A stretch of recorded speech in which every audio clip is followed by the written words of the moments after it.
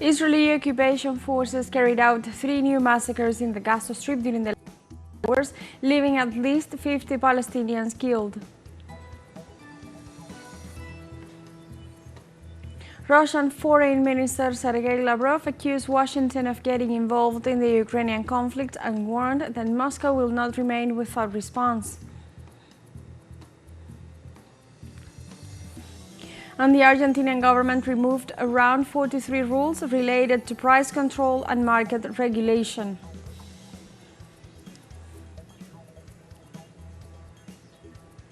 Hello and welcome to From the South. I'm Alejandra Garcia from TeleSUR Studios in Caracas, Venezuela. We begin with the news. Stay with us.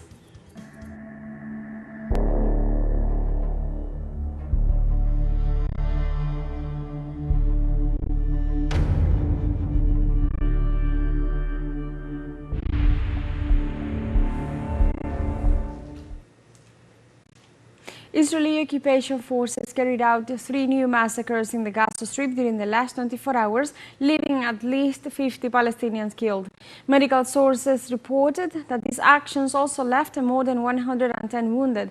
Authorities warned that both figures could be even higher, since many of the victims remain trapped under the rubble of the infrastructure affected by the bombings due to the Israeli impediments to entry of ambulances and civil defense teams.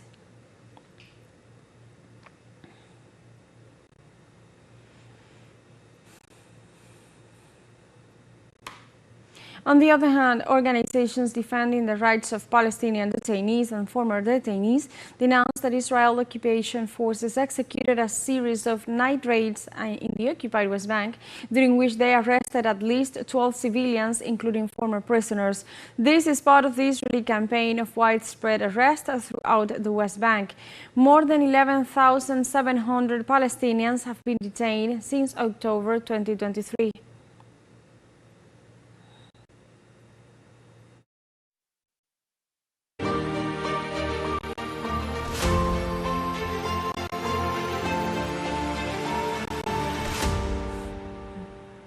In Russia, the Ukrainian armed forces carried out an attack using US-made long-range ballistic missiles against a facility in the province of Bryansk. According to the Russian Ministry of Defense, the attack used 6 US-made operational tactical missiles. The institution detailed that 5 of these projectiles were shot down with the use of the Russian S-400 anti-aircraft system, the Panzer anti-aircraft missile and artillery weapon system, while the 6th one was damaged. The fragments of the damaged missile fell on the technical territory of a military facility in the Bryansk Oblast, causing a fire that was quickly extinguished. This attack follows reports that US President Joe Biden authorized Ukraine to strike inside Russia with long-range missiles.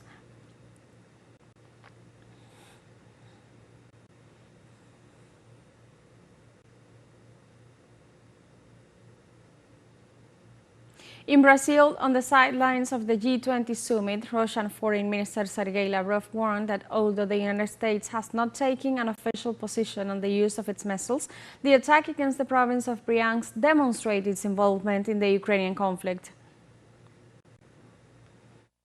En lo que se refiere a la decisión de Estados Unidos de autorizar al régimen de Kiev de As for the decision of the United States to authorize the Kiev regime to use weapons with a range of up to 300 kilometers, we have read what was published in the New York Times.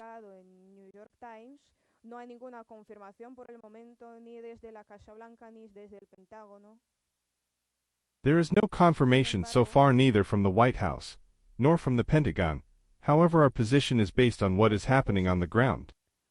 Se basa en lo que está pasando en el lugar.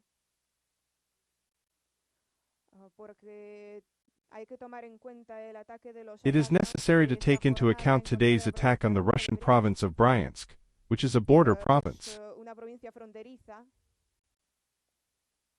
Pues nosotros vamos a partir del entendimiento. Because we are going to start from the understanding that this is already happening, because no modification of these missiles can be used without the assistance of the United States.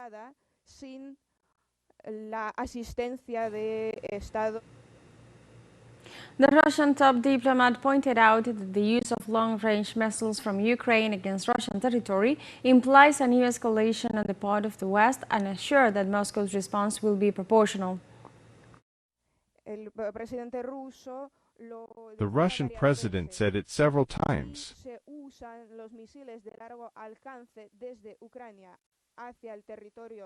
If long-range missiles are used from Ukraine to the territory of Russia,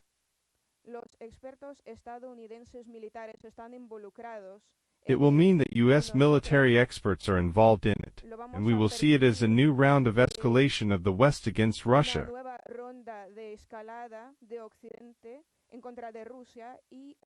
And we will react in accordance with this fact. Georgian police detained at least 16 people in the city of Tbilisi on Tuesday during clashes with demonstrators opposing the results of the recent parliamentary elections of October 26. According to the Interior Ministry, hundreds of protesters had illegally blocked traffic in the capital city for 2 nights until they were dispersed by the police on Tuesday morning. However, Georgia's Interpress news agency said 16 people have been detained and 3 had already been released. The demonstrations were called by the leaders of 3 opposition parties to prevent the beginning of the new session of the elected parliament. The leaders claimed that the election in which the ruling Georgian Dream Party clinched a 4th term in power had been rigged.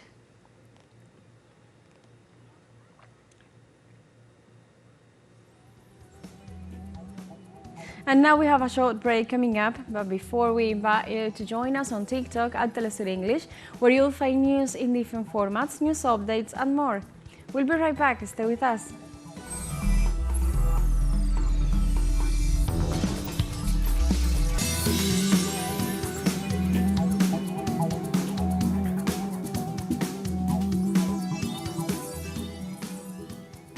Welcome back. The Honduran government is carrying out a program to guarantee food to families affected by Tropical Storm Sara. The program is being implemented through the Secretariat of Social Development, which has organized teams to supply food and household goods to the thousands of victims in the devastated regions.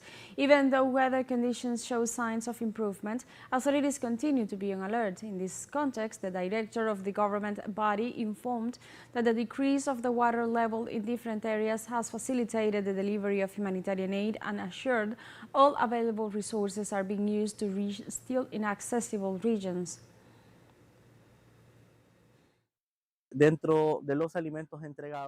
Among the food we are delivering, there's a great quantity of grains, powdered milk, food of high nutritional value, non-perishable food, enough supplies to last them a month. We are making every effort to reach the families that are in places where access is still blocked, and we are using all possible means. The Permanent Contingency Commission of Honduras, COPECO, explained how food was distributed to those affected by Tropical Storm Sara. This is the 3rd phase in which we are delivering all the necessary supplies so that these people who are in shelters can go back to their homes and clean their homes and get everything they need for the next 25 days in terms of food, cleaning, everything they might need. Recovery efforts are progressing in El Salvador in localities affected by the passage of Tropical Storm Sara. The weather phenomenon has obstructed 21 roads, flooded 91 houses, and triggered landslides throughout the country, prompting relief agencies to evacuate entire families amid ongoing floods and rains. In addition, residents have denounced difficulties to access water and food. Precisely, the agrarian sector warned that the rains caused damage not only to crops but also to their homes and have called on the government to address the situation. Also, as a result of the heavy rain remnant from the storm, the Salvadoran Ministry of Education has suspended classes nationwide. Ecuadorian authorities report more than 10,000 hectares burned after forest fires in the southern provinces of Azuay and Loja. Precisely, the National Secretary of Risk Management of Ecuador reported that between the 1st of November to date, 8,800 hectares were burned in the city of Loja, while in Azuay the fire has been 80% controlled, but more than 3,000 hectares have been consumed. Regarding the fires, authorities have indicated that they were man-made and and there are two suspects in custody. In this regard, the official sources also informed they are looking for ways to legally prosecute the individuals from terrorism. The government of Japan announced on Tuesday that it will provide emergency supplies to Cuba in response to the serious damage caused by Hurricane Rafael. According to the Cuban Ministry of Foreign Affairs, the aid consists of tents, blankets, mattresses and water purifiers, which will be channeled through the Japan International Cooperation Agency. These items will arrive in the country on November 25th to address the needs of the victims of the recent natural disaster. The aid, worth about $160,000, was sent bearing in mind the long history of close relations of friendship and solidarity between the two nations.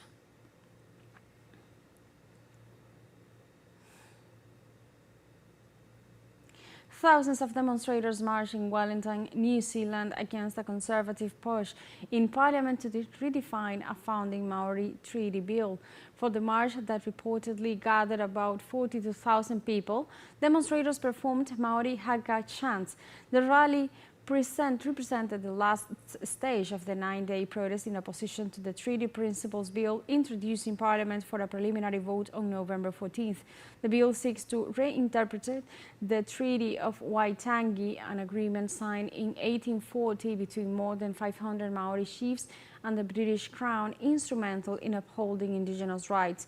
The demonstrations have also called out several government policies that affect the Maori people and has become a movement celebrating its pride and culture.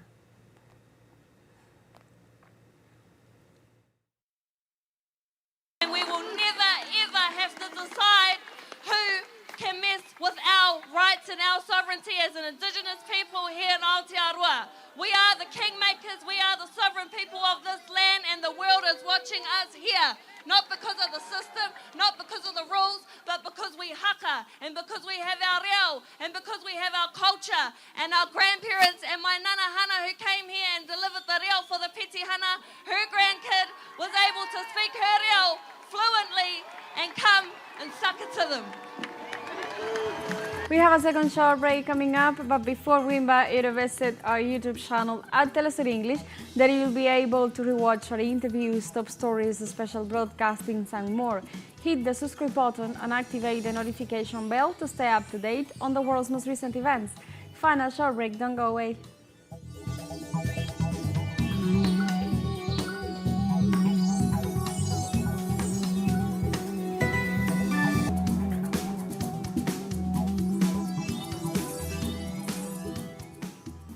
Welcome back to From the South. In Argentina, the Secretariat of Commerce of the Economy Ministry removed around 43 rules related to price control and market regulation.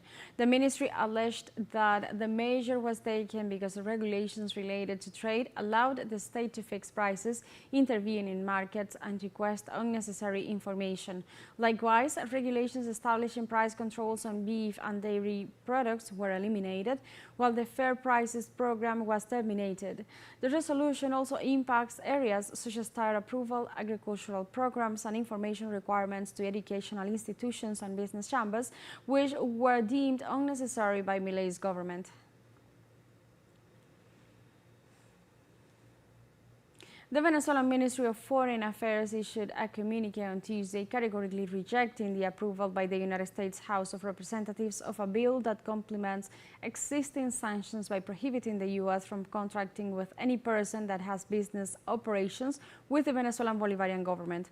The official statement denounces that the bill, in a shameless manner, has been given the acronym of Bolivar in an offense against the greatest genius of the American history, who dedicated his life to defeat imperialism and colonialism, anti-values contained in this new criminal attack. The Foreign Ministry communique follows by stating, "This instrument seeks to impede the relationship and economic cooperation between Venezuela and the United States in different fields of action, in clear violation of the United Nations Charter requested by the fascist right wing of the family surnames, adding to the more than 930 unilateral and extraterritorial coercive measures against the Venezuelan people and the U.S. business system itself." The statement also stresses that this new onslaught will be assured of failure, like all the ridiculous adventures to which they have subjected the U.S. government, including the outlandish support for Juan Guaidó in 2019. To close, the Venezuelan Authority urges the United Nations body in charge of human rights, as well as the international community, especially the Latin American and Caribbean community, to condemn this illegal act and violation of national sovereignty, which will once again fail in its attempt to crush the Bolivarian people, who will continue defeating every aggression and giving lessons to the world of their gallantry to advance in the path of prosperity built together with the revolutionary government.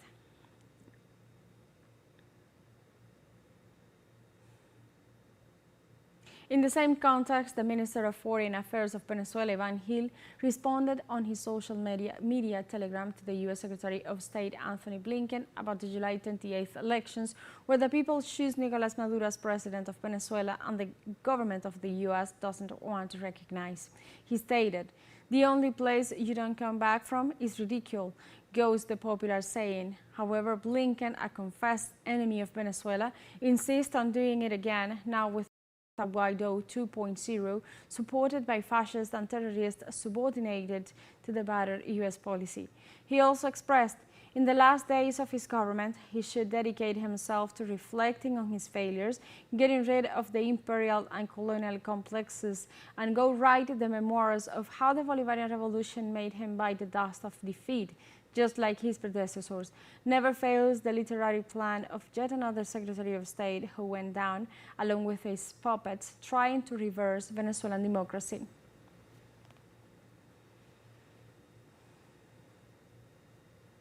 The president of Venezuela, Nicolás Maduro, denounced that the terrorist attack on the main gas distribution complex of Venezuela, located in the east of the country, was planned from Colombia by the ultra-right Maria Corina Machado with the support of drug traffickers and paramilitaries. In the event, 5 people were injured, 11 were arrested, and 1 foreigner fled. The report with Madeleine Garcia. This is how the Muscar complex, located in the state of Monagas, east of Venezuela, was left after the explosion that took place a week ago. It is the heart of the system that distributes 80% of the gas to the whole country. The blast was an attack.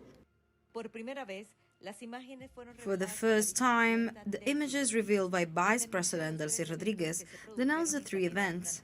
Took place in a chain over 2 days. The first case was a grenade that did not detonate on November 10 at 7:30 a.m. in the west of the country that was intended to interrupt the production of gasoline. 7 hours later, a fire was set in a coke unit that produces diesel and left the eastern part of Venezuela, the other extreme of the nation, without fuel. And the following day, on November 11, this terrorist attack took place. Now they are attacking the vital raw material for thermoelectric plants, such as gas, to affect oil production, to affect petrochemical production, to affect the production of the basic companies and, of course, to affect the electricity service, mainly in the east of the country. The president of Venezuela, Nicolás Maduro, confirmed who is behind the attacks and at the epicenter of the plotting. The attacks are planned from Colombia. Behind these attacks is the world of drug trafficking and paramilitary that today surrounds the mercenary queen, Maria Corina Machado. She is behind these plans. She left precisely to concentrate all her evil, all her desire for revenge, all her fascism, and to harm Venezuela because her last name, her ambitions, her ego did not prevail in Venezuela. But I tell you that justice takes time, but it comes. But none of this is casual. In the New York Times, on November 18, 8 days after these actions, Maria Corina Machado confessed that she was willing to do whatever she had to do while asking for help from the recently elected U.S. President Donald Trump to generate more pressure against President Maduro. Another fact is that not 24 hours have passed since the attack, and curiously, The U.S. mercenary Eric Prince, who collected funds to assassinate the Venezuelan president and other high officials of the country, one day after the attack wrote in his X account that for the United States and its allies, the first indication suggested that the explosion occurred due to an alleged deficient maintenance and obsolete equipment. But it turns out that an external company is linked to PDVSA. 11 people have been arrested for internal complicity and a foreigner has fled. They do the damage and then start the manipulation to generate the deception. Of course, the electric service that depends on the gas coming from that plant was affected, it was calculated. The investigations point to a CIA operation that is at the forefront of the actions that have been registered in the last 4 months, where even more than 500 weapons of war that came smuggled from the United States were seized and at least 90 mercenaries, ex-rangers, arrested. None of this is new. Recently, 8 former intelligence agency and Trump administration officials confirmed that the tycoon in 2019 ordered a covert CIA-led initiative to help overthrow Venezuelans and strongmen, the oil interest. The former official said that campaign led to a disruptive digital sabotage operation against the Maduro administration, says the U.S. media investigation, which also reported that at least once Colombia got into the action. The Colombians have a long history of collaboration with the CIA and Pentagon paramilitaries, the ex-official confessed. Close to $247 million lost in this explosion. The oil workers, firemen, and civil protection managed to control the situation, and the investigations continue. We have come to the end of this news brief, but you can find these and many other stories on our website at telesurenglish.net and join us on social media. We are on Facebook, X, Instagram, Telegram, and TikTok as well. For TeleSUR English, I'm Alejandra Garcia. Thank you for watching.